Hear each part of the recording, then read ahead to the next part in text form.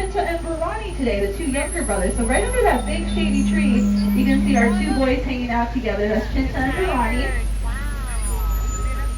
And their tiger species here represent our Asian rainforest conservation hub. And right now we're trying to bring attention as to why these animals are so endangered. All species of tigers are either endangered or critically endangered, and this tiger species is no different.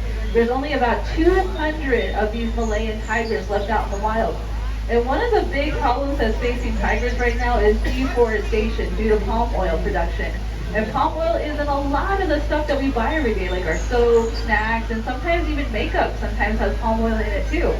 And one of the easiest ways that we can help out tigers out in the wild is when we go to the grocery store, make sure that we're looking at the items that we're buying, checking the labels, making sure that we're supporting companies that either don't use palm oil or use sustainable palm oil in their products. And there's even some apps that you can download onto your phone for free that'll help you scan items as you're going through the grocery store, and it'll let you know which companies do use sustainable palm oil in their products. And that'll go a long way, not just to help our tigers here, but also a few other animals that share their environment with them, like rhinos and orangutans. You know, every little bit helps our wildlife out there. Up ahead, we're going to keep going down into the Ituri forest. Down here is where we're going to see our okapis and river hippos. And our hippos do spend a majority of their time in the water. On average, they spend about 16 hours a day in the water. So that's where you're going to see them spend most of their day. In this exhibit, we have two females that share the habitat together. They're a mother and daughter. Mom's name is Funani, daughter's name is Amashe. When I drove by here earlier, they were actually swimming in the water still, so you can probably see them peeking their heads out from underneath.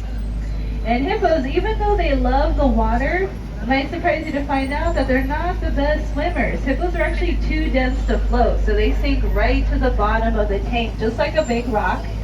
So instead of swimming, what hippos have to do to get around their enclosure is they'll push themselves off the bottom of the tank and use the momentum to help them glide through the water, just like a big, graceful 4,000-pound ballerina. So I always like to say that hippos do not know how to swim, they just know how to sink with style. Now if you look over here to the left, you can maybe see her pressed up against the glass there, but I will give you a really good tip about our hippos. They do love to come out of the water and go up on the beach later in the evening, so if you have some time to come back here closer to sundown, that's where you'll get the good view of them coming out of the water and going up on the land together. So this is a great place to come back to around sunset. Up ahead, we're going to be seeing the Asian Passage. That's going to be the purple section of your map. And down